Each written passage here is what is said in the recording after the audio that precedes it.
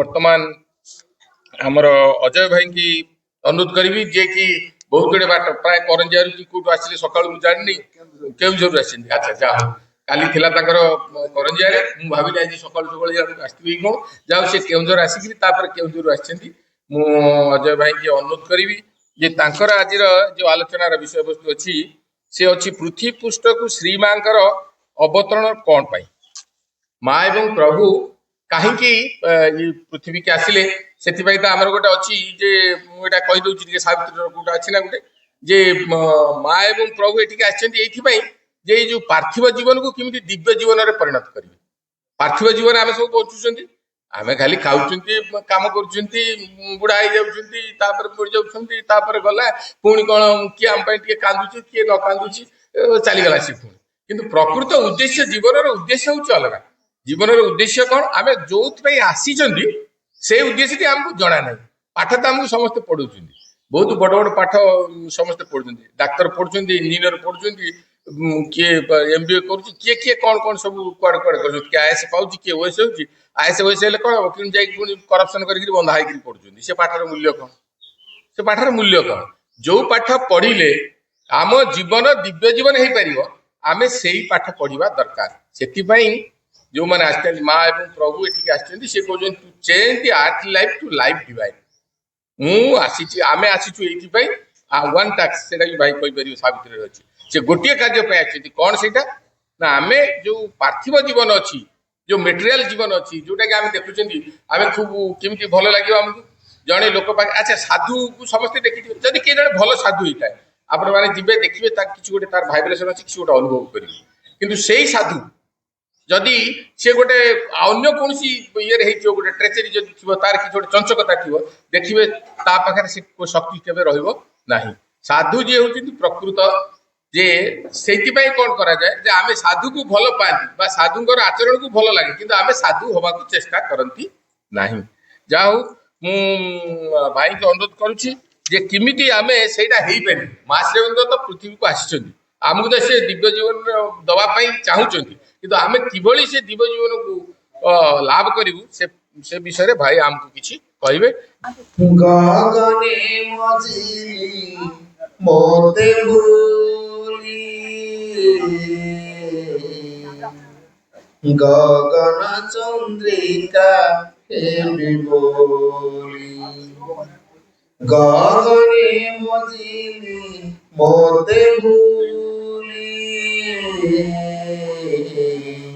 गगन Chandrika heavy बोली माटीर कुमुदिनी सतत शुभ्रभासिनी माटीर कुमुदिनी सतत शुभ्रभासिनी निर्मल कोल पाई गली से कोଳରେ कादम्बिनी निरते सैरभिली से कोଳରେ कादम्बिनी निरते सैरभिली केतेबेले जानी न पारिली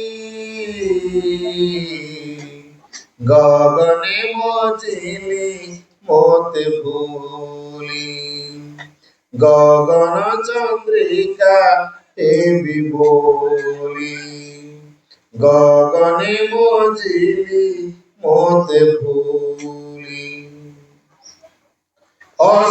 अश्रुधाराटिए हुई बहिली अश्रुर नई अश्रुधाराटिए हुई बहिली अश्रुर नई केते बेले जानी न पारिली अजानते अकिंचिते अश्रु मुझे होई गली अजानते अकिंचिते अश्रु मुझे होई गली गगने मझिली मोते भूली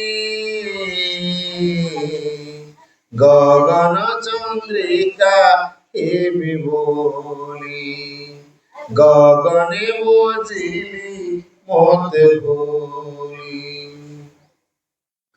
মা কোল ছুয়া পরি নেল মতে কোলে ধরি মা কোল ছুয়া পরি নেল মতে কোলে ধরি আকাশে পবনে হজি গলি সাগর তটিলি মুজে মোতে খোঁজি ন পাইলি সাগর তটিলি মুজে মোতে খোঁজি ন পাইলি গগনে মজিলি মোতে ভুলি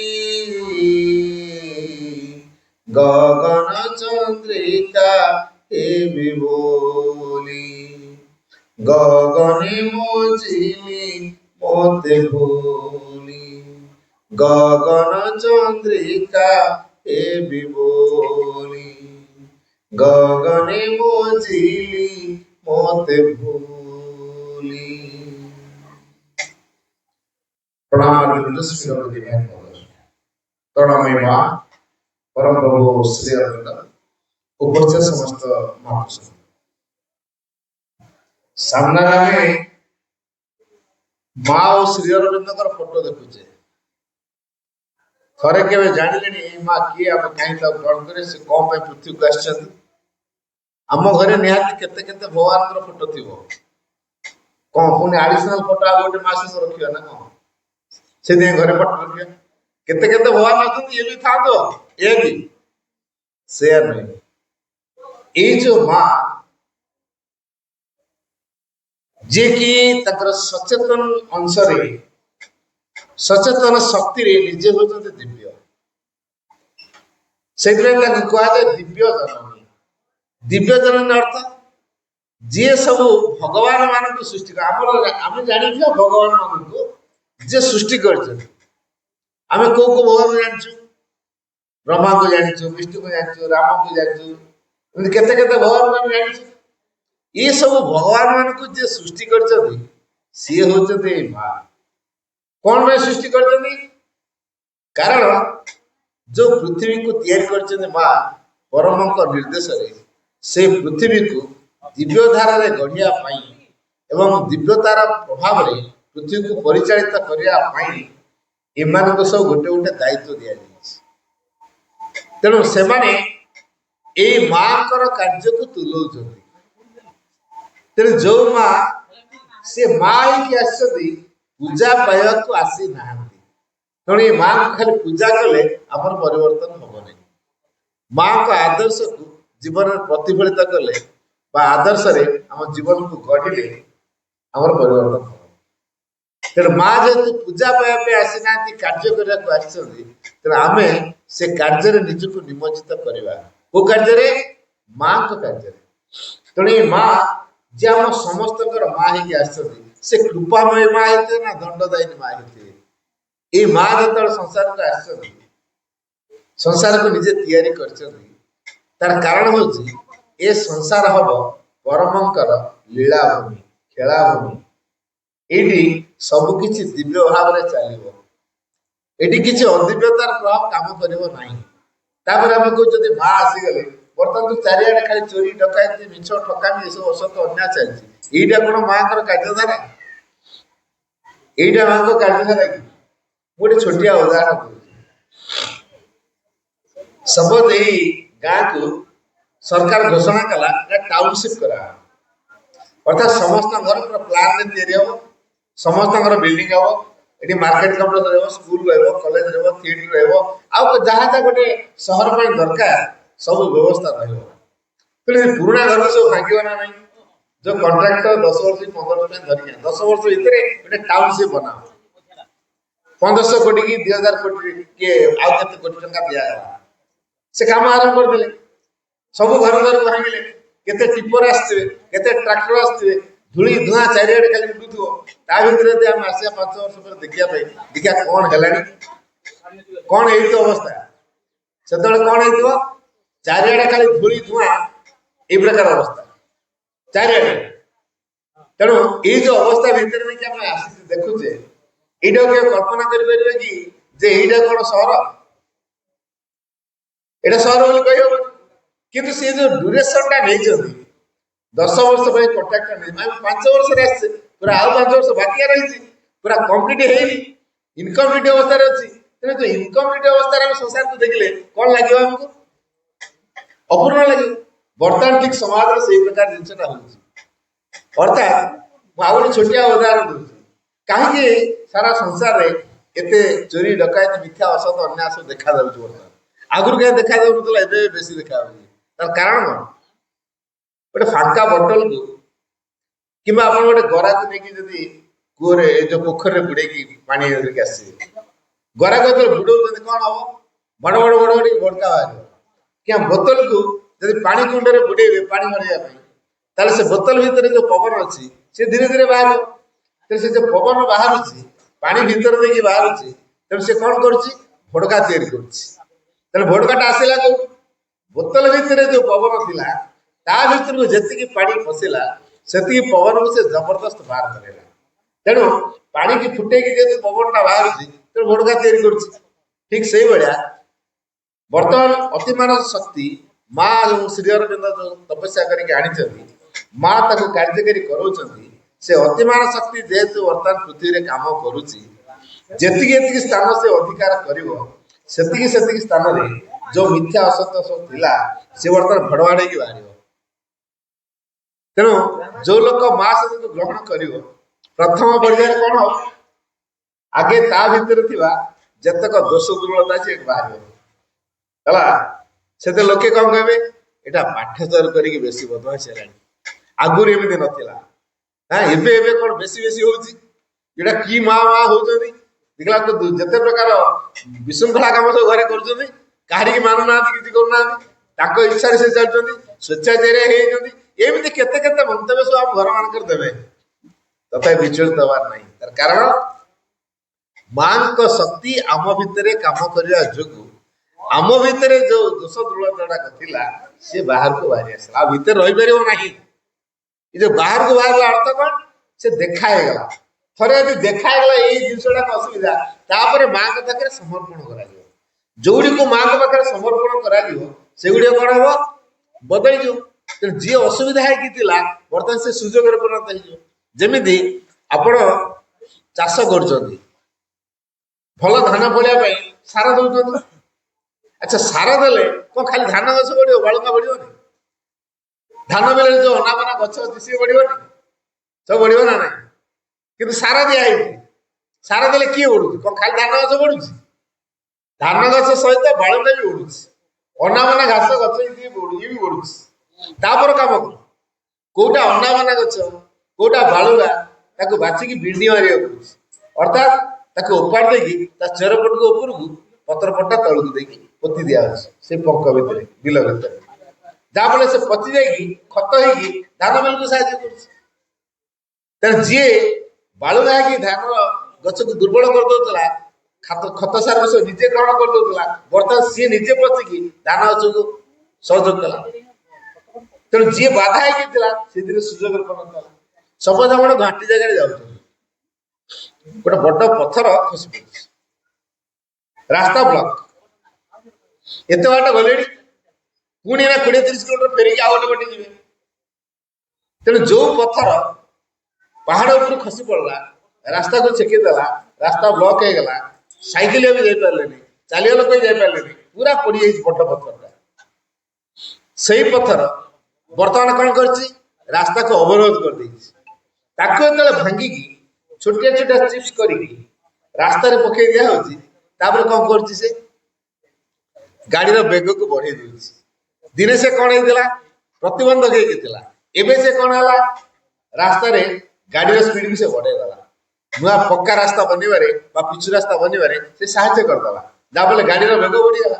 ଦିନେ ସେଇ ପଥର ବଡ ଆକାରରେ ଥିଲା, କଣ ହେଇଥିଲା? ପ୍ରତିବନ୍ଧକ ହେଇଥିଲା, କେହି ଯାଇପାରୁନଥିଲେ। ଏବେ ସେ ଛୋଟ ଛୋଟ ପିସ୍ ହେଇଗଲା, ତାପରେ ପିଚୁ ରାସ୍ତାରେ ପକା ହେଲା, ଗାଡିର ବେଗକୁ ବଢେଇଦେଲା।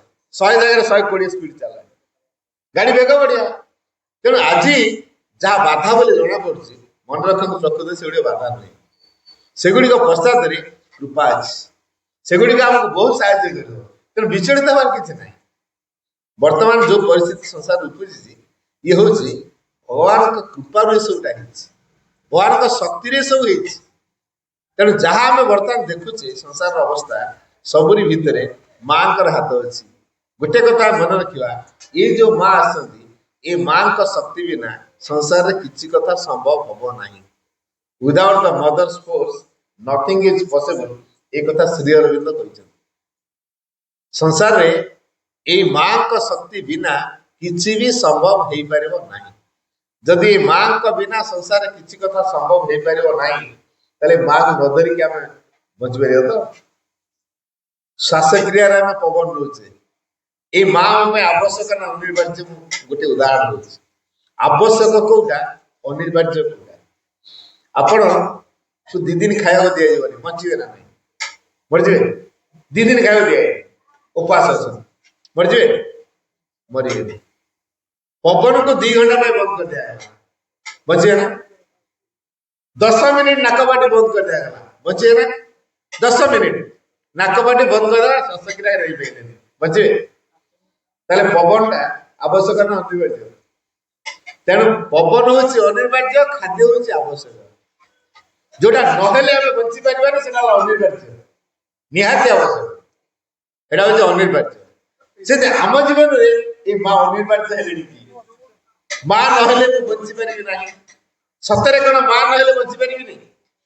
ମା ଯଦି ପବନ ତିଆରି କରିନଥାନ୍ତେ ଆମେ ନା କୋଉ ପବନ କରିଥାନ୍ତେ? ମା ଯଦି ପାଣି ତିଆରି କରିନଥାନ୍ତେ ଆମେ ପାଣି କୋଉଠୁ ଆଣିଥାନ୍ତେ? ମା ଯଦି ମାଟି ତିଆରି କରିନଥାନ୍ତେ ଆମେ କୋଉଠୁ ମାଟି ପାଇଥାନ୍ତେ? ମା ଯଦି ଆକାଶ ତିଆରି କରିନଥାନ୍ତେ, ଆକାଶ ଯଦି ସୂର୍ଯ୍ୟ ନଥାନ୍ତା ଆମେ କଣ କିରଣ ପାଆନ୍ତେ? ସବୁବେଳେ ଅନ୍ଧାର ହେଇଥାନ୍ତା। ଅନ୍ଧାର ହେଲା ମାନେ ଜୀବନ ଯାତ୍ରା ବହୁତ କଷ୍ଟ ହେଇଯିବ, ବଞ୍ଚିବା ମୁସ୍କିଲ ହେଇଯିବ। ଅଗ୍ନି ଯଦି ନଥାନ୍ତା ଆମେ କଣ ବଞ୍ଚି ପାରନ୍ତେ? ତେଣୁ ଯୋଉ ପଞ୍ଚ ମହାଭୂତକୁ ମା ତିଆରି କରିଦେଲେ, କୃପା କରିକି କରିଛନ୍ତି ନା ଆମ ପାଇଁ ଅଭିଶାପ ଏଟା ହେଇଗଲା? ଏଟା ନିଶ୍ଚିତ କୃପା। ତେଣୁ ମା କଣ ଆମକୁ ମାରିବା ପାଇଁ ସଂସାରକୁ ଆଣିଛନ୍ତି? ଆମକୁ ମାନବ ରୂପ ଦେଇଛି ମାରିବା ପାଇଁ? କେବେ ନୁହେଁ। ତାହେଲେ କଣ କରିବା ପାଇଁ? ଆମେ କେମିତି ତାଙ୍କର ଯୋଗ୍ୟ ହବା, ତାଙ୍କ ଇଚ୍ଛାକୁ କେମିତି ପୂରଣ କରିବା, ତାଙ୍କ ଇଚ୍ଛାଟା କଣ ଜାଣିବା ଏବଂ ତାଙ୍କ ଇଚ୍ଛାର ଯନ୍ତ୍ର ହବା, ତାଙ୍କ ଇଚ୍ଛାକୁ ପରିପୂର୍ଣ୍ଣ ରୂପ ଦେବା, ଏଇଥିପାଇଁ ଆମେ ପୃଥିବୀ ପୃଷ୍ଠକୁ ଆସିଛୁ। ଯିଏ ଯୋଉ କାମ କରନ୍ତୁ, ପୃଥିବୀ ଯେମିତି ଆମେ ଧାନ ମଞ୍ଜି ବିଲରେ ଛାଟି ଦଉଛୁ, ଯିଏ ଯୋଉଠି ପଡିଲା ସେଇଠି ଗଛ ହଉଛି ନା ଚାରିଆଡେ ପଳଉଛି? ଆମେ ଧାନ ବିଲରେ ଧାନକୁ ବୁଣି ଦେଲା ପରେ ଯିଏ ଯୋଉଠି ପଡିଲା ସେଇଠି ଗଛଟା ହବ। ଆମକୁ ଏ ସଂସାର ଭିତରେ ନିକ୍ଷେପ କରିଦିଆଗଲା, ଆମେ ଯିଏ ଯୋଉଠି ପଡିଲେ କଣ ହବା? ସେଇଠି ବାହାରେ। ତ ସେଇ ଜାଗାରେ ଆମର କର୍ମକ୍ଷେତ୍ର ଅଛି। ଆମେ ଯିଏ ଯୋଉଠି ଅଛନ୍ତି ସେଇଠି ଆମର ବିକାଶ ଅଛି। ଗଛଟା ଯୋଉଠି ହଉଛି ସେଇଠି ବଢୁଛି ନା ଚାରିଆଡେ ବଢୁଛି? ମଞ୍ଜିଟା ଯୋଉଠି ଗଛ ହେଲା ସେଇଠି, ଗଛଟା ବଢୁଛି ମଧ୍ୟ ସେଇ ଜାଗାରେ। ଠିକ ସେଇଭଳି ଆମେ ସଂସାରରେ ଯୋଉ ଜାଗାରେ ସ୍ଥାନ ପାଇଛୁ ସିଏ ହଉଛି ଆମର କର୍ମକ୍ଷେତ୍ର। ସେଇ କର୍ମକ୍ଷେତ୍ର ମାଧ୍ୟମରେ ଆମେ ବିକାଶ କରିବା। ଏ ପୃଥିବୀକୁ କାହିଁକି ଅଣାଯାଇଛି? କାରଣ ଏ ପୃଥିବୀ ଅଗ୍ରଗତିର କ୍ଷେତ୍ର। ଯଦି କୌଣସି ଗୋଟିଏ ଗ୍ରହ ଅଗ୍ରଗତି କରୁଥାଏ ବା ସ୍ୱତନ୍ତ୍ରତା ଲାଭ କରିଥାଏ ସେଇଟା ହଉଛି ପୃଥିବୀ ଗ୍ରହ, ଅଲଗା କୌଣସି ଗ୍ରହ ନୁହେଁ। କାରଣ ପୃଥିବୀ ଗ୍ରହରେ ବିକାଶ ସମ୍ଭବ। ତେଣୁ ପୃଥିବୀକୁ ଯିଏ ଆସିବ ତାର ବିକାଶ ହବ। ଆଚ୍ଛା, ଏଇଠି ଗୋଟେ କ୍ୱେଶ୍ଚନ, ଆଚ୍ଛା ଦେବାଦେବ ମାନେ ପୃଥିବୀରେ ଅଛନ୍ତି ନା ନାହିଁ? ଅଛନ୍ତି। କିନ୍ତୁ 1923 ମସିହାରେ ଏଇ ମା ଶ୍ରୀ ଅରବିନ୍ଦ କହିଲେ ଯେ ଧ୍ୟାନ ସହର ମୁଁ ଦେଖିଲି ହଜାର ହଜାର ଦେବାଦେବୀ ଆସିଥିଲେ, ହଜାର ହଜାର ହେଲା, ହଜାର ହଜାର ଦେବାଦେବୀ। କଣ ପାଇଁ ଆସିଥିଲେ? ମାଙ୍କ ସାନ୍ନିଧ୍ୟ ଲାଭ କରିବା ପାଇଁ। ଏଇ ମାଙ୍କର ସାନ୍ନିଧ୍ୟ ଲାଭ କରିବା ପାଇଁ ହଜାର ହଜାର ଦେବାଦେବୀ ଆସିଥିଲେ। ତାପରେ ସେମାନଙ୍କ ଭିତରୁ କେହି ମାନବ ଶରୀରରେ ରହି କାର୍ଯ୍ୟ କରିବାକୁ ଚାହୁଁଛନ୍ତି କି?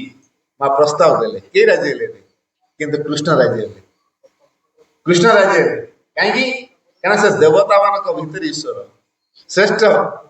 ଯେତେ ଯେତେ ଦେବତା ଆସିଛନ୍ତି ଦେବାଧୀଶ୍ୱର ହିସାବରେ ଭଗବାନ କୃଷ୍ଣଙ୍କୁ ହିଁ ବିଦିତ କରାଯାଇଛି। ତେଣୁ ଭଗବାନ କୃଷ୍ଣ ହେଉଛନ୍ତି ଦେବାଧୀଶ୍ୱର। ସିଏ ରାଜି ହେଇଗଲେ, ତେଣୁ ମା ତାଙ୍କୁ ଗ୍ରହଣ କରି ନେଇଗଲେ ଏବଂ କହିଲେ ଇଭେନ୍ କୃଷ୍ଣ ଇଜ ଅଲସୋ ମାଇ ସନ୍।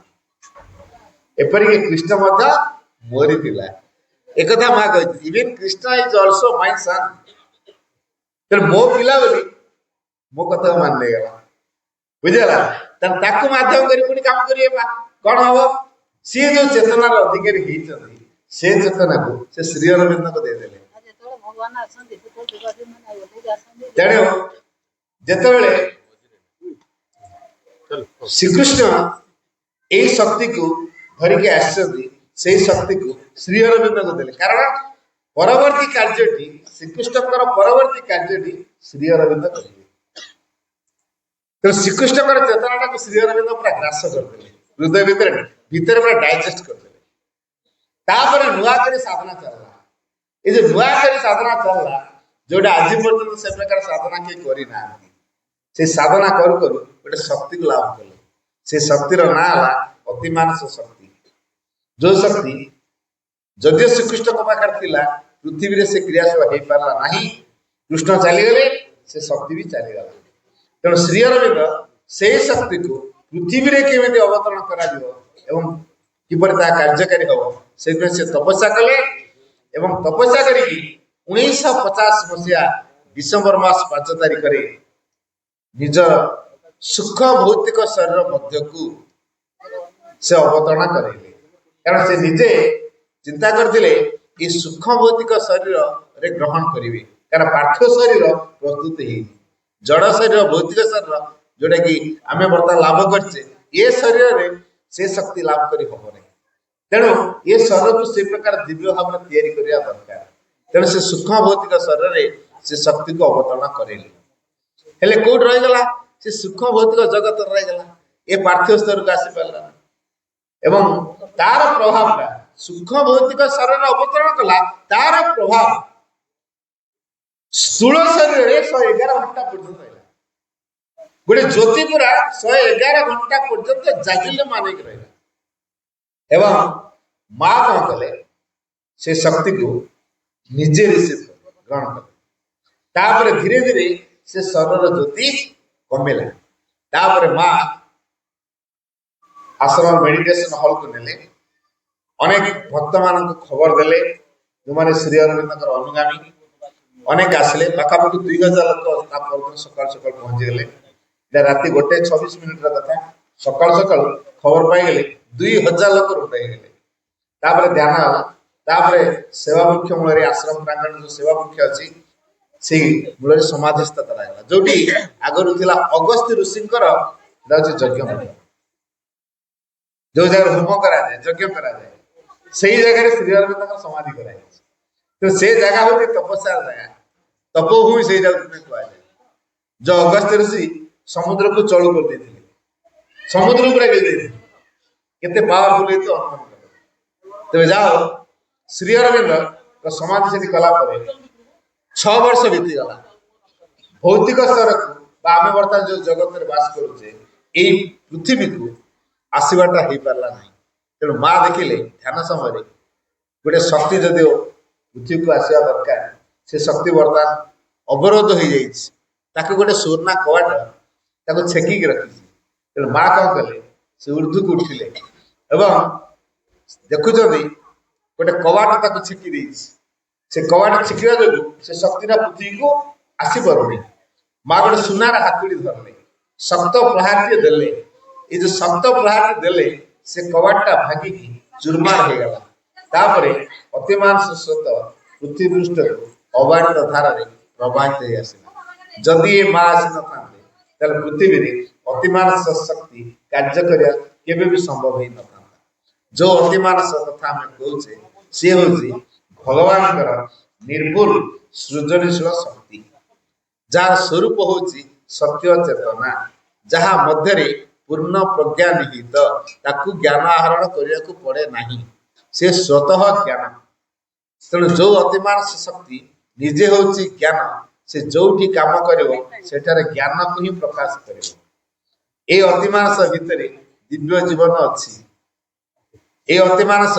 सत्य माध्यम दे काम करे मिथ्या भितर काम कर पारे जो मिथ्या देखे भागिकी चूरमार कर दिए सत्य को ग्रहण करने समर्थ कराए तेणु जो मिथ्या देख ये तारी पर प्रहार भी करिवो ताको भांगी की चुरमार करिवो पुन नुआ करी ताको तयारी करिवो जेमिति से सत्य चेतना को ग्रहण करिया पई समर्थ हो ये होची अति मानसर कार्यधारा जो अति मानस व्यक्ति सत्य टू आरंभ करी महतर सत्य दिगरे से गति करे एवं हमको दिव्य जीवन प्रदान करे जोठी अति मानस काम करिवो सेठारे से दिव्य जीवन को प्रदान करिवो तेणु ए अति मानस को श्री अरविंद तपस्या करके आनिले माँ ताको कार्यकारी करेले तेणु 1956 मसीह एप्रिल 24 माँ गोटे बाणी देले कहले the manifestation of the supramental upon earth is no more a promise a living fact a reality it is at work here one day will come when the most blind the most unconscious even the most unwilling shall be obliged to recognize it ता अर्थ होची पृथ्वी पृष्ठरे अतिमानसर अभिव्यक्ति वर्तमान प्रतिश्रुति होई रही नाही एक जीवंत और वास्तव रूप नहीं सारी ये वर्तमान क्रियाशील अवस्था अच्छी इमित एक दिन पहुंचो जितेबले कि निहाती अचेतनशील व्यक्ति जोटा कि कह इग्नोरांस बोली कह अज्ञ व्यक्ति अंधकार जो कहुची से मोस्ट ब्लाइंड कहले जो माने निहाती अंध माने अज्ञानी अंध द मोस्ट अनकॉन्शियस निहाती अचेतनशील व्यक्ति एंड द मोस्ट अनविलिंग निहाती परिवर्तन विमुख व्यक्ति जो माने परिवर्तन होगा तो चाहना से माने मध्य ए शक्ति को चिन्हिया पे बाध्य ताका पखरे कृतज्ञ होबे बाध्य ये शक्ति वर्तमान ए प्रकार चापा दोछि जेहेतु अतिमान शक्ति वर्तमान से प्रकार चापा दौर बर्तमान आम कौ जुगे तैयारी 1956 गोटे नुआ जुग तैयारी होगा नुआ संसार तैयारी होगा माँ कहले से 56 मसीह गोटे बाणी देले O lord thou hast willed I execute a new light breaks upon the earth and a new world is born things that were promised are fulfilled कथा डाउन माँ कौन बाड़ी देले O lord thou hast willed I execute हे प्रभु तमे जहा संकल्प करिछ thou hast willed I execute मो ताको कार्यकारी करछि a new light breaks upon the earth पृथ्वी पृष्ठरे गोटे नूतन ज्योति उद्भासित हेछि a new world is born गोटे नुआ पृथ्वी तैयारी हेछि को मसीह तले नुआ पृथ्वी तैयारी होला 1956 मसीह नुआ जुग 1956 पर जो माने जन्म मन रखु से माने सब नुआ जुगर मनीष 56 पूर्व जो माने से पुरातन लोक 56 पर नुआ जुगर लोक आम सब 56 पर ना 56 पूर्व रही 56 पर से 56 पूर्व के ना तो 56 पर माने आम नुआ जुगर मनीष माने हम नुआ चेतना काम कर पुराना चेतना नुआ धारा जीवा ना से पुराना धारा को जीवा ताले नुआ लोक आमे नुआ मनीष आमे नुआ जुगर मनीष आमे नुआ सृष्टि मनीष आमे नुआ को ही ग्रहण करू पुरातन कहीं ग्रहण करू तेना आमे जो नुआ नुआ रे जन्म होइछु पुराना को ग्रहण करू तेना आम भीतर नूतनता परिप्रकाश होई पारु नाही तेनु हम दुख पाउछु मां तो एई कथाटी आसीकी आमरी पाखे रही मानव रूप रही माँ आमरी भीतर रही से दुई बृहत्तर धारा जोटा कि विश्वगत एवं विश्वातीत धारा को बहन करी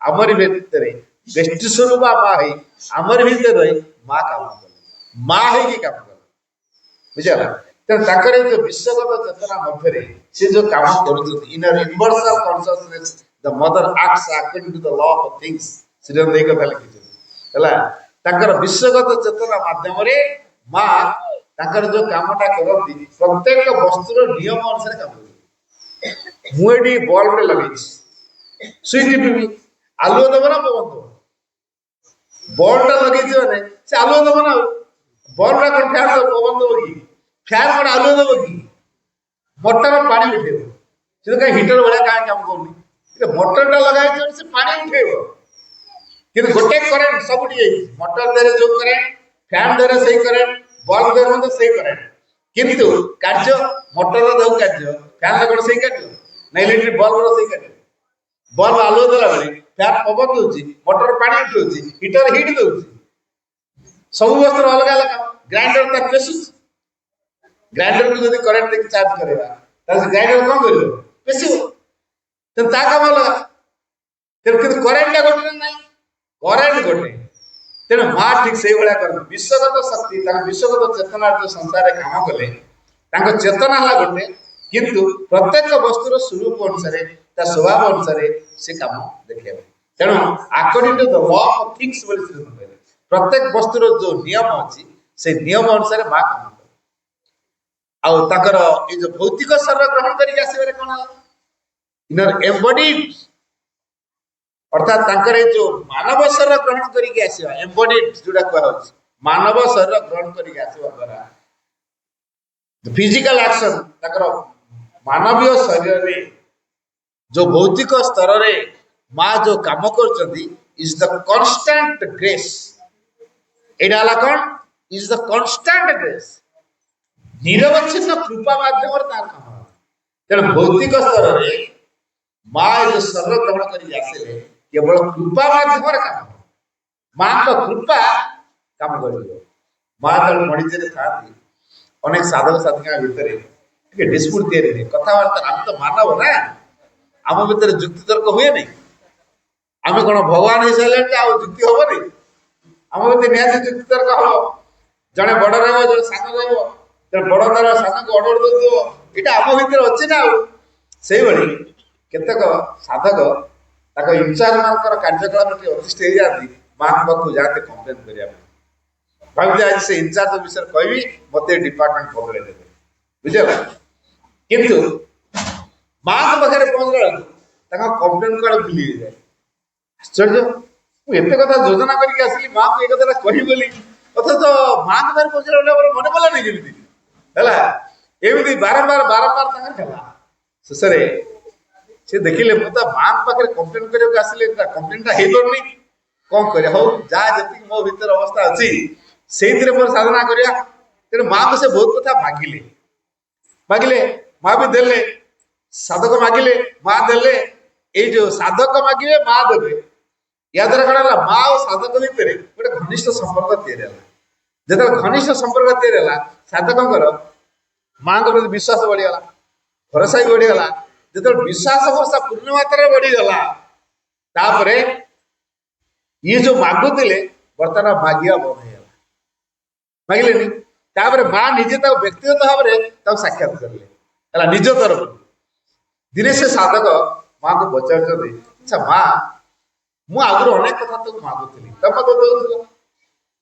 ମୋ ମାଗିବାରେ ଆନନ୍ଦ ଥିଲା ତମ ଦବାରେ ଆନନ୍ଦ ଥିଲା ତେଣୁ ମୁଁ ମାଗୁଥିଲି ତମେ ଦଉଥିଲ ମୁଁ ମାଗୁଥିଲି ତମେ ଦଉଥିଲ ୟା ଦ୍ୱାରା ଆମ ଭିତରେ ଗୋଟେ ଘନିଷ୍ଠ ସମ୍ପର୍କ ଥିଲା ମତେ ବହୁତ ଖୁସି ଦଉଥିଲା ଏବେ ଦେଖାଗଲାଣି ମୁଁ ଆଉ କିଛି ତମକୁ ମାଗି ପାରୁନି କଣ ପ୍ରୋବ୍ଲେମ ହେଲା କାହିଁକି ଆଉ ମାଗି ପାରୁନି ସେଠୁ ଦେଖ ତମେ ପ୍ରଥମ ଅବସ୍ଥାରେ ମାନସିକ ସ୍ତରରେ ମୋ ସହିତ ସମ୍ପର୍କିତ ହେଇଥିଲା ତେଣୁ ତମ ମନ ଚିନ୍ତା କରୁଥିଲା ମୁଁ ମାଙ୍କୁ ମାଗିବି ମା ମତେ ଦେବେ ମୁଁ ମାଗିବି ମା ମତେ ଦେବେ ଏଇ ତମେ ମାଗିବ ମୁଁ ଦେବି ତମେ ମାଗିବ ମୁଁ ଦେବି ଏମିତି ତମେ ମାଗିବ ମୁଁ ଦବା ଦ୍ୱାରା ତମେ ଆଉ ମୋ ମଧ୍ୟରେ ଗୋଟେ ସମ୍ପର୍କ ତିଆରି ହବ ନିବିଡ଼ତା ତିଆରି ହବ ବିଶ୍ୱାସ ତିଆରି ହବ ଭରସା ତିଆରି ହବ ଏଇ ଯୋଉ ସମ୍ପର୍କ ନିବିଡ଼ ହେଲେ ଭରସା ବଢିଲେ ବିଶ୍ୱାସ ବଢିଲେ ଧୀରେ ଧୀରେ ସାଇକିକ ଯୋଉ ଅଛି ଆମ ଭିତରେ ଅନ୍ତରାତ୍ମା ଯିଏ ଅଛି ସେ ଖୋଲିବା ଆରମ୍ଭ ହବ ତେଣୁ ଏଇ ପ୍ରକାର ଭାବ ଦ୍ୱାରା ତମ ଅନ୍ତରାତ୍ମା ଖୋଲିଗଲା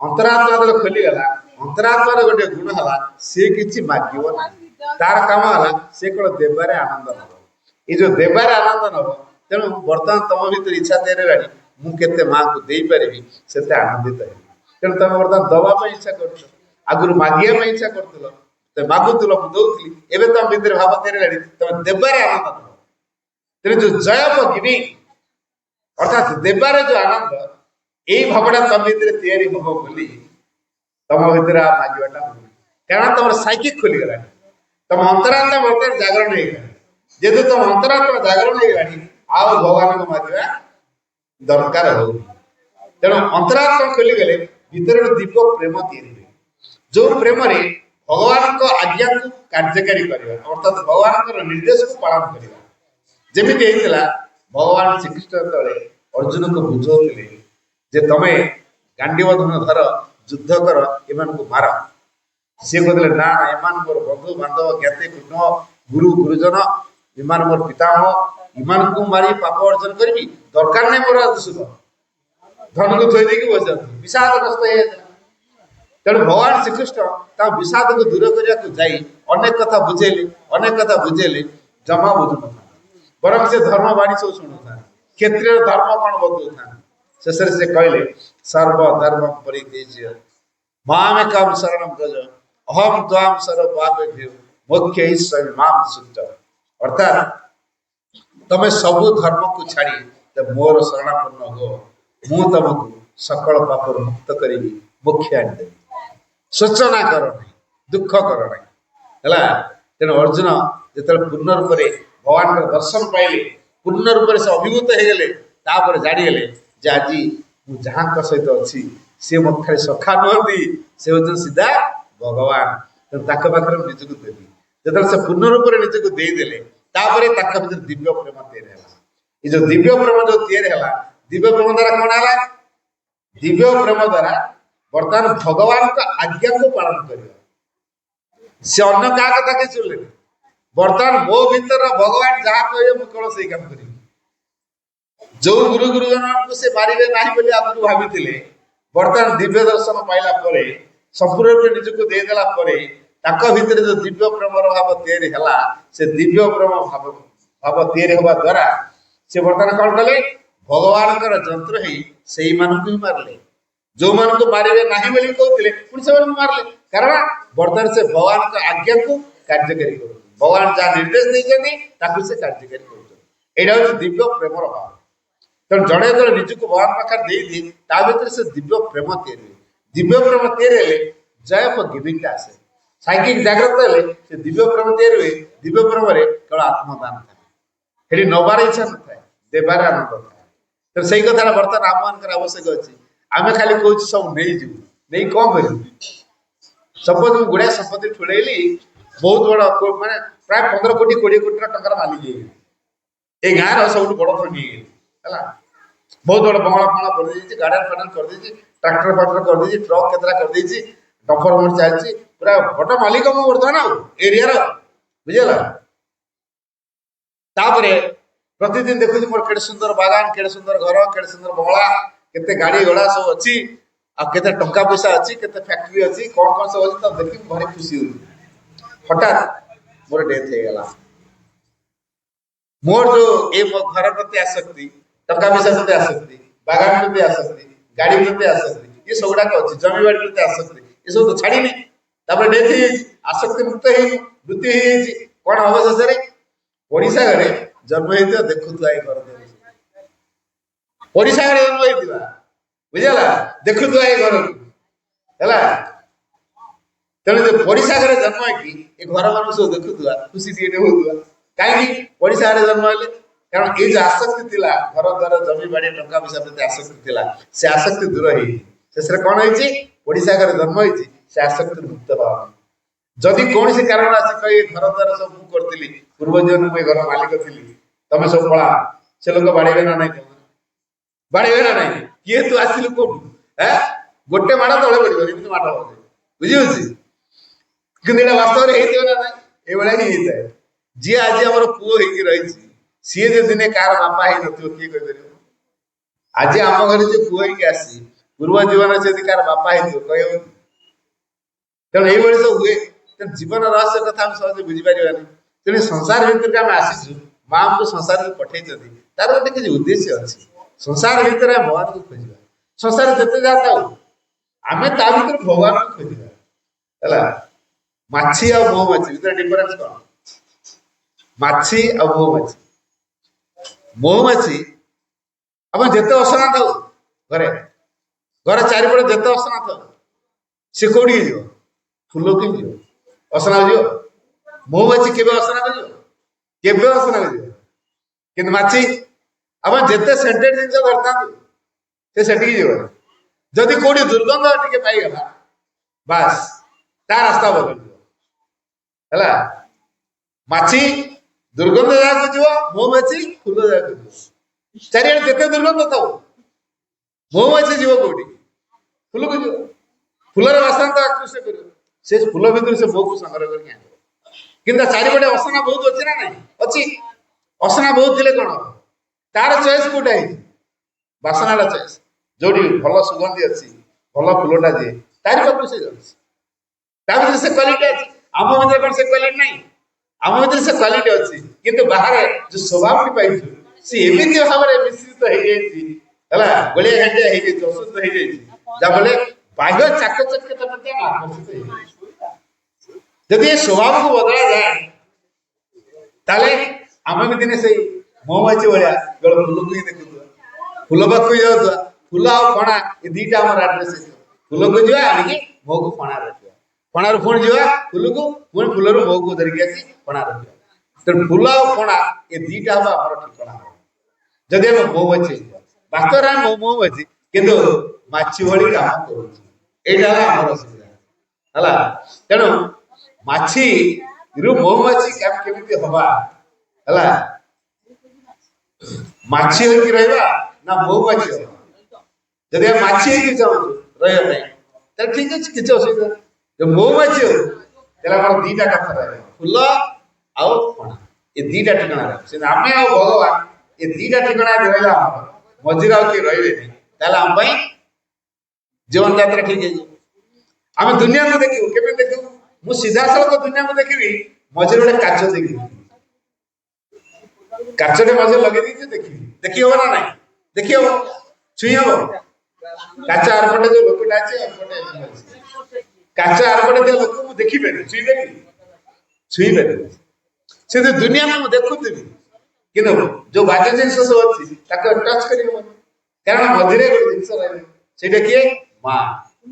ତେଣୁ ଦୁନିଆକୁ ଯେତେବେଳେ ଦେଖିବି, ମୁଁ ମାର ଦୃଷ୍ଟିରେ ଦୁନିଆକୁ ଦେଖିବି, ତାହେଲେ ମତେ କଣ ଦେଖାଯିବ? ମୁଁ ଗୋଟେ ଚଷମା ପିନ୍ଧିଛି, ମତେ ଗୋଟେ ରଙ୍ଗୀନ ଚଷମା ପିନ୍ଧିଛି, ମତେ ସବୁ ରଙ୍ଗୀନ ଦେଖାଯିବ। ମୁଁ ଗୋଟେ ବଲ୍ବଟେ ଜାଣିଛି, ଯଦି ନାଲିଆ ଜରି ଘୁରେଇ ଦେବି ସେ କୋଉ ଲାଇଟ୍ ଦବ? ନାଲିଆ ଲାଇଟ୍ ଦବ। ଯଦି ଗୋଟେ ଗ୍ରୀନ ଲାଇଟ୍ ଜରି ଘୁରେଇ ଦେବି ସେ କୋଉ ଲାଇଟ୍ ଦବ? ଗ୍ରୀନ ଆଲୋ ଦବ। ତେଣୁ ଯଦି ନାଲିଆ ଜରିରେ ଘୁରେଇ ଦେବି ବଲ୍ବ ଦେହରେ, ତାହେଲେ ନାଲି ଲାଇଟ୍ ଦବ। ଯଦି ଗ୍ରୀନ ଜରି ଘୁରେଇ ଦେବି ତାହେଲେ ସେ ଗ୍ରୀନ ଲାଇଟ୍ ଦବ। ତେବେ ଜରି ଅନୁସାରେ ଲାଇଟ୍ ପ୍ରକାଶ ହଉଛି, କିନ୍ତୁ ଭିତରେ ଠିକ ସେ ଜଳୁଛି, କିନ୍ତୁ ଯୋଉ ଜରି ଲଗା ହେଇଛି ବାହାରେ ତାରି ଅନୁସାରେ ଲାଇଟଟା ବାହାରେ ରିଫ୍ଲେକ୍ସନ ହଉଛି। ସେମିତି ଭଗବାନଙ୍କ ଶକ୍ତି ଆମ ଭିତରେ କାମ କରୁଛି, ଆମ ସ୍ୱଭାବ ଅନୁସାରେ ସେ ରିଫ୍ଲେକ୍ସନ ହଉଛି। ତେଣୁ ଏ ସ୍ୱଭାବଟାକୁ ବଦଳେଇବା ଦରକାର। ଆମେ କିନ୍ତୁ ଗୋଟେ ଧାରଣା ଭିତରେ ଅଛୁ, କଣ ଧାରଣାରେ ଅଛୁ? ଘୁଷୁରୀ ପ୍ରକୃତି ପଙ୍କେ ଲୋକେ, ମନୁଷ୍ୟ ପ୍ରକୃତି ମଲେ ଦେବେ। ମଣିଷର ପ୍ରକୃତି କଣ ବଦଳିବ? ଏ ଧାରଣା ଆମର ଅଛି ନା ନାଇଁ? ପୂର୍ଣ୍ଣ ମାତ୍ରାରେ ଅଛି। ଆମେ କଣ କହୁଛୁ? ଯାହା ବି ହେଲେ ମରିବା ପର୍ଯ୍ୟନ୍ତ ଆମର ପ୍ରକୃତି ବଦଳିବ। ବାସ୍ତବରେ ଏ କଥା ଆମର ଛକ ପକେଇବା, ମଣିଷର ପ୍ରକୃତି ଯୋଉ ବଦଳିବ ନାହିଁ ବୋଲି ଯୋଉ ଧାରଣା ଅଛି, ଏଇ ମାକୁ ଧରିଲେ ଆମ ପ୍ରକୃତି ବଦଳିବ, ହେଲା। ଏଇ ମାକୁ ଧରିଲେ ପ୍ରକୃତି ବଦଳିବ, ହେଲା। ତେଣୁ ଏଇ ଯୋଉ ପ୍ରକୃତିଟି ମାଙ୍କ ପ୍ରଭାବରେ ବଦଳିବାଟା ନିଶ୍ଚିତ। ଯେ ମାକୁ ଧରିବ ତା ପ୍ରକୃତି ବଦଳିବାଟା ନିଶ୍ଚିତ। ତେଣୁ ଏଇଠି ଆମର ଗୋଟେ ଆମ ଭିତରେ ସଂକଳ୍ପ ନେବା ଦରକାର, ମୁଁ ପ୍ରକୃତରେ ବଦଳିବାକୁ ଚାହେଁ ନା ଯୋଉ ମଣିଷ ହେଇଛି ସେ ମଣିଷ ହିଁ ରହିବାକୁ ଚାହେଁ। ଯିଏ ବଦଳିବାକୁ ଚାହିଁବ ସିଏ ଏ ମାକୁ ଧରିବ। ଯିଏ ବଦଳିବାକୁ ଚାହେଁ ତାର ବିଭିନ୍ନ ମନ୍ଦିରକୁ ଯୋଉ ଉପବାସ କରିବ, ବ୍ରତ କରିବ, ବିଭିନ୍ନ ପ୍ରକାର ପୂଜା କରିବ, କିଛି ଅସୁବିଧା ନାହିଁ। କିନ୍ତୁ ଯିଏ ବଦଳିବାକୁ ଚାହିଁବ ସିଏ ମାକୁ ଧରିବ। ତେଣୁ ଆମେ ବଦଳିବା ନା ପୁରୁଣା ମଣିଷ ହେଇକି ରହିବା? ନୂଆ ମଣିଷ ହବା ନା ପୁରୁଣା ମଣିଷ ହେଇକି ରହିବା?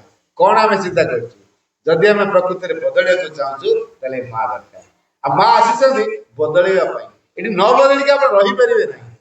କାହିଁକି କହୁଛି ମୁଁ ଦେଖନ୍ତୁ, ସପୋଜ ଆପଣଙ୍କର ଗୋଟେ ସମୁଦ୍ର କୂଳିଆ ଘର, ସରକାର ଘୋଷଣା କଲେ ଗୋଟେ ପ୍ରବଳ ଲଘୁଚାପ ଯେ ସୁନାମି ହବ, ତେଣୁ ସମୁଦ୍ର କୂଳର ଲୋକମାନଙ୍କ ପାଇଁ ଥଇଥାନ ପାଇଁ ଗୋଟେ ଜାଗା କରାହେଇଛି, ସେଠି ଉଠିଯାଏ। ମୁଁ କହିବି ମୁଁ 10 କୋଟି ଟଙ୍କା ଦେଇକି ସୁନାମି ପ୍ରୋଟେକ୍ଟେଡ ଘର ବନେଇଛି, ୟାକୁ ଛାଡିକି ପଳେଇବି? ମୁଁ ବଢିଆ ବଢିଆ ଉଚ୍ଚା ଉଚ୍ଚା ପାଚେରୀ ସବୁ କରିଦେଇଛି, ଯୋଉଟା କି ସୁନାମିରେ ସମୁଦ୍ର ପାଣି ପଶିବନି ମୋ ଘର ଭିତରୁ, ହେଲା। ବହୁତ ବଡ ଏରିଆ କରିଛି, ତାକୁ ଖାଲି ପାଚେରୀ ଦେଇଦେଇଛି, ସମୁଦ୍ର ପାଣି କୋଉ ପଟେ ପଶି ପାରିବନି, ହେଲା। ଠିକ ଅଛି, 10 କୋଟି ଟଙ୍କା ଖର୍ଚ୍ଚ କରି ବଢିଆ ଘର ବନେଇଛି, ସୁନାମି ପ୍ରୋଟେକ୍ଟେଡ ଘରଟା ମୋର, ହେଲା। ତାପରେ ବି ସୁନାମିର ରୂପ କଣ ହବ କିଛି ଗ୍ୟାରେଣ୍ଟି ନାହିଁ। ମୁଁ ତ 20 ଫୁଟ 30 ଫୁଟ ଉଚ୍ଚାର ପାଚେରୀଟେ କରିଥିଲି, ତା ଉପରେ ଅଧିକ ପାଣି ଆଇଲା ପଶିବ ନା ନାହିଁ? ତେଣୁ ସରକାର ଘୋଷଣା କଲେ ସମୁଦ୍ର କୂଳର ଲୋକମାନେ अलग जगह शिफ्ट कर जा आम से जीवा ना ना जदि रही कौन हम आम घर सहित आम भी पार आम घर सहित आम भी पार तेरे सरकार घोषणा कले मानी आमको सरकार का नियम मानिया पड़ो समस्ते उठा से जगह रहा जदि कह ना मानवी कौन हम समुद्र पानी आस सुना आम सहित घर को दुई गला सफाई 10 कोटी टका सहित आम भी गले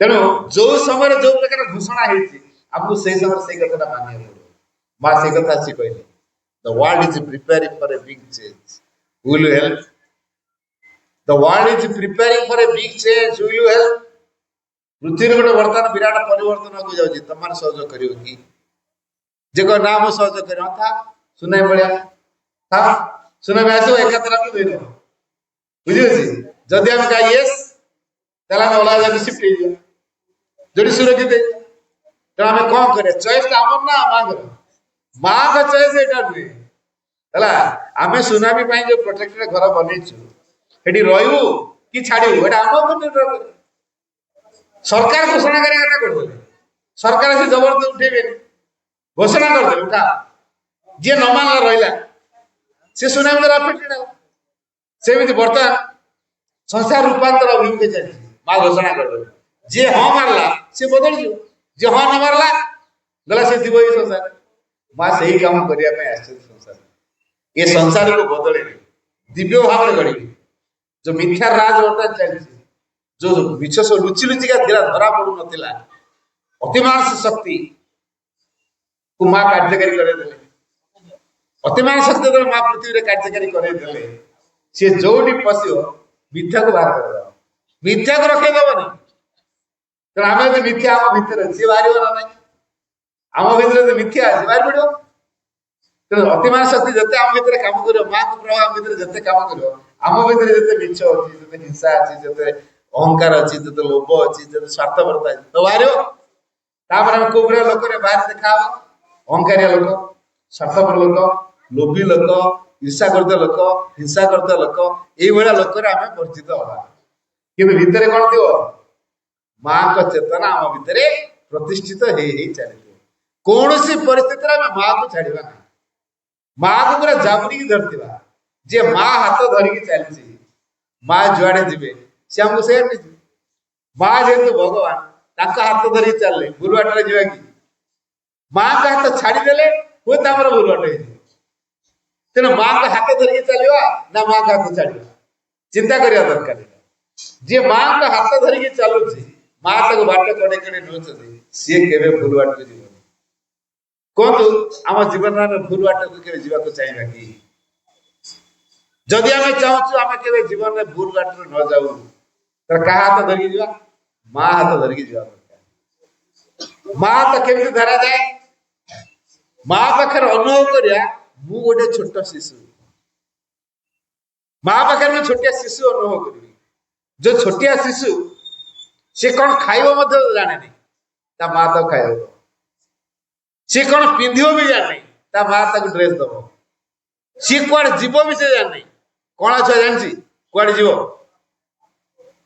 माँ कोलर जो कणा छुआ सी जानी हॉर्लिक्स खाइब कि सेरेलाक खाइब लैक्टोजेन खाइब बॉर्नविटा खाइब जानी से मांग माँ को मम्मी मत दियो लैक्टोजेन मो लैक्टोजेन टाइम है कह मो सेरेलाक टाइम है दियो कह बॉर्नविटा दियो कह किसी मांगे गीता माँ तो दिए ना नहीं है तब काखे की नहीं ना नहीं क्या से जानी मो छुआ बर्तमान स्ट्रांग है नहीं चलिए जोगे है से ठीक बाटे जापर तो से कौन करे ता माँ ता काखी की नहीं गोले की नहीं तेणु जी कला छुआ तो माँ पाखे तार सब जाए तो माँ रोज ना नहीं आम तो कह बयस एत माँ को कला छुआ आम बयस आमको आम प्रेस्टिज हमारी कर दौर ये जो बयस आम प्रेस्टिज को हमारी कर दौर जहाँफल आम माँ पाखे के कणा छुआ बोले अनुभव कर जहाँफल माठू दूर ये प्रेस्टिज इश्यू कथा गोटे छोटिया मजा कथा कहूँ ये ना गोटे भोजी व्यवस्था है प्रसाद व्यवस्था है कुकुर आसती ना सेमती गोटे जगह बाहर भोजी होता 3टा कुकुर सांघातिक भाव में भोकिला अच्छा ବାସନା ଶୁଙ୍ଗି ଶୁଙ୍ଗି ଆସି ପହଞ୍ଚିଗଲେ। ହେଲେ ଚାରିଆଡେ ତ ଟେଣ୍ଟ ମରା ହେଇଛି, ଇଏ ଯିବେ କେମିତି? ଲୋକ ବି ଭିତରେ ଆସିକି ରୋଷେଇବାସ କରୁଛନ୍ତି, ଯିବା ମୁସ୍କିଲ ହେଇଯିବ। ତେଣୁ ସେ କଣ କଲେ, ଯୋଜନା କଲେ, ରୁହ ଏନା ଗଲା ନଥିଲେ ଅଯଥା ମାଡୁରା ଖାଇବା, ଟିକେ ଯୋଜନା କରିକି ଯିବା। 3 ଜଣ କଥା ହେଲେ, ଆଗେ ଜଣେ ଯାଅ ଦେଖ କୋଉ ପଟେ ଯାଇ ହବ ବାଟ ବାହାର କରିକି ଆସ। ଜଣେ ଗଲା, ସେଥିରେ ଟେଣ୍ଟର କପଡା ଯୋଉ ଦିଆହେଇଛି ଗଳି ପଳେଇଲା, ଦେଖିଲା ରୋଷେଇଶାଳଟା ଏଇଠି। ତାପରେ ତ ରୋଷେଇଶାଳରେ ପହଞ୍ଚି ଯାଇଛି, ରୋଷେଇଆ ଦେଖିଦେଲା କୁକୁରଟା ରହିଲା, ଗୋଟେ କାଟ ପଳେଆ ଜୋର ଜୋର ବାଡେଇ ଦେଲା, କାଁ କାଁ କାଁ କାଁ କରିକି ଦୌଡ଼ିଲା। ତାପରେ ଯାଇ ତାଙ୍କ ପାଖରେ ପହଞ୍ଚିଲା, କଣ ଭାଇ ଏତେ ଶୀଘ୍ର ପଳେଇଲା?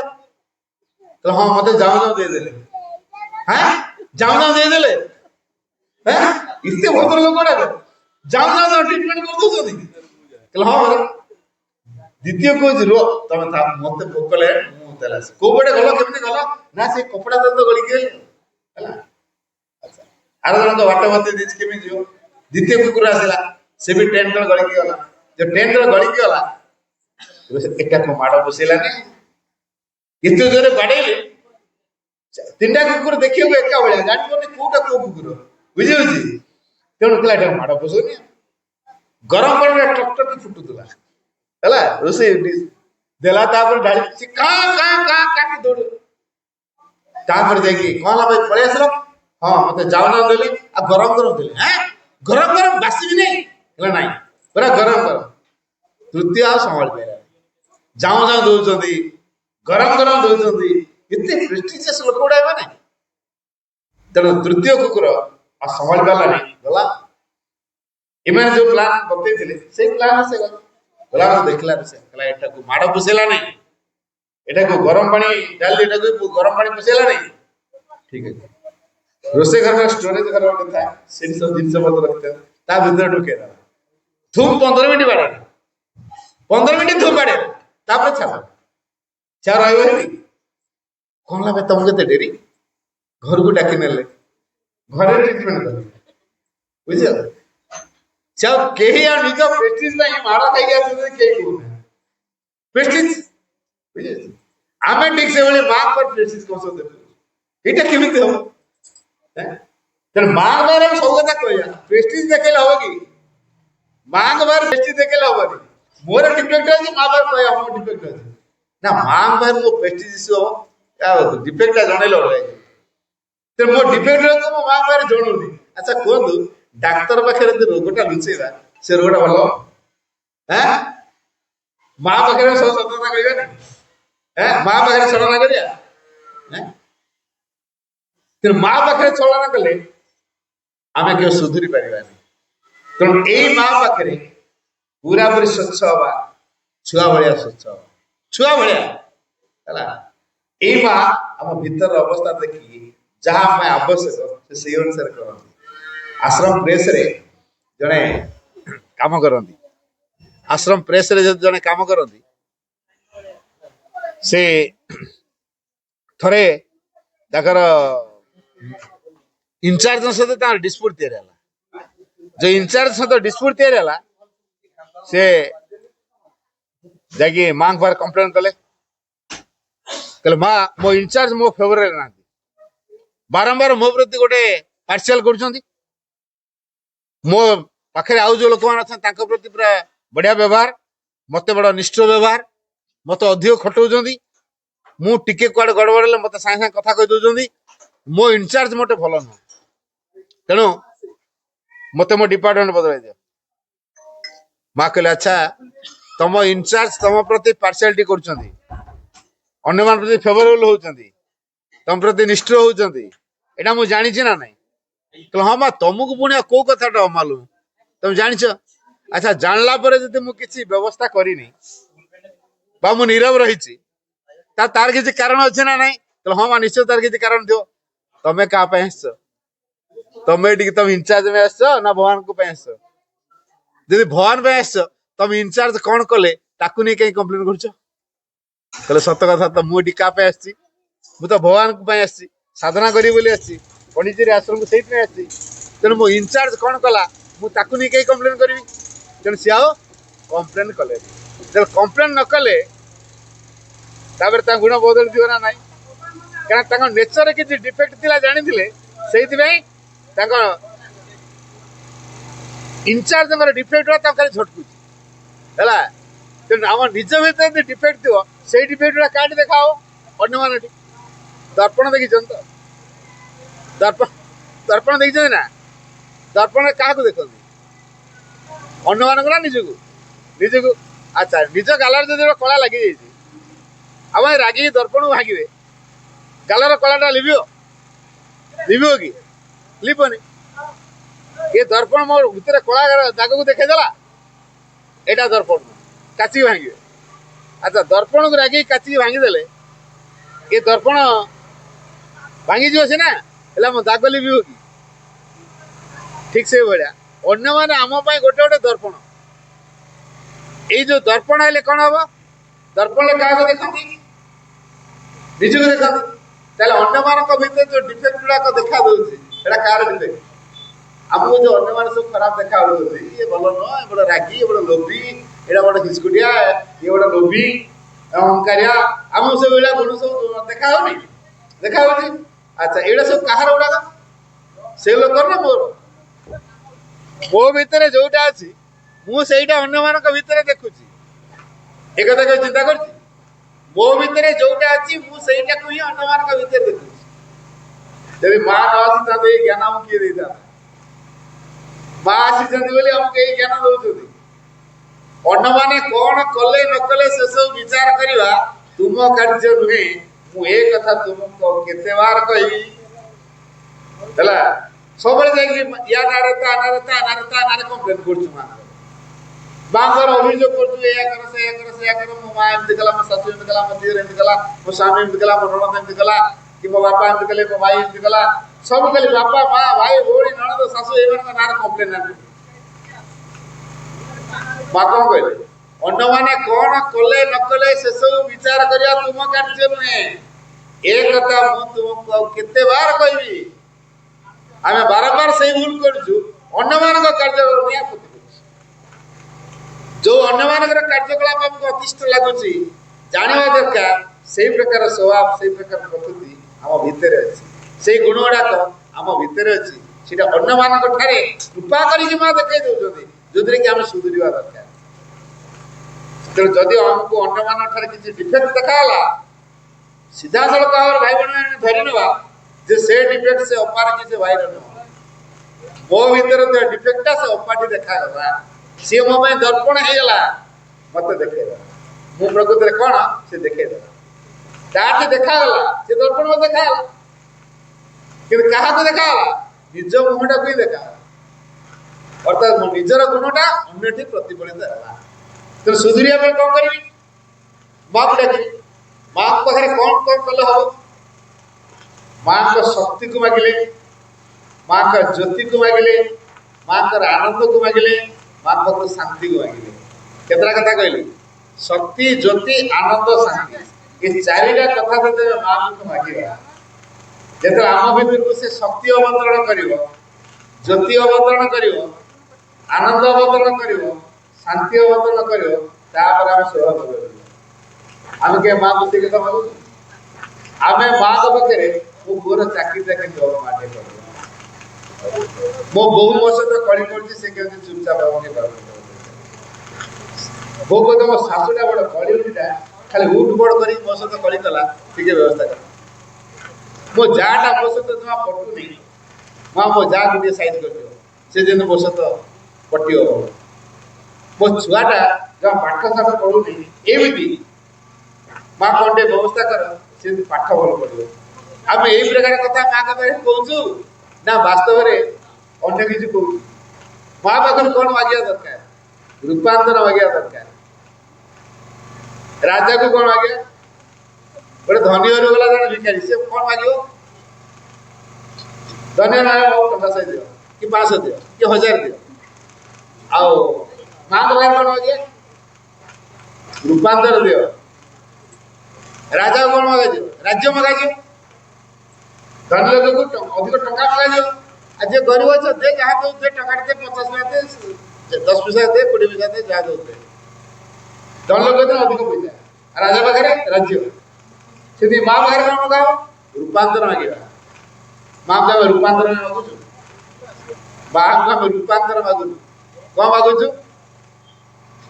ଯଦି ମା ଏଇନା ଆସି ଛିଡ଼ା ହେଇଯିବେ ଯେ ତମର ସେ ଏତେ ପାର୍ସଲ କଲଣି, ବଡ଼ ନିଷ୍ଠାର ସହିତ କରୁଛ, ସବୁ ବୁଲି ବୁଲିକା ପାର୍ସଲ କରୁଛ, ମୁଁ ତମ ଉପରେ ବହୁତ ଖୁସି, ତେଣୁ କଣ ଦରକାର କୁହ? କଣ ମାଗିବା?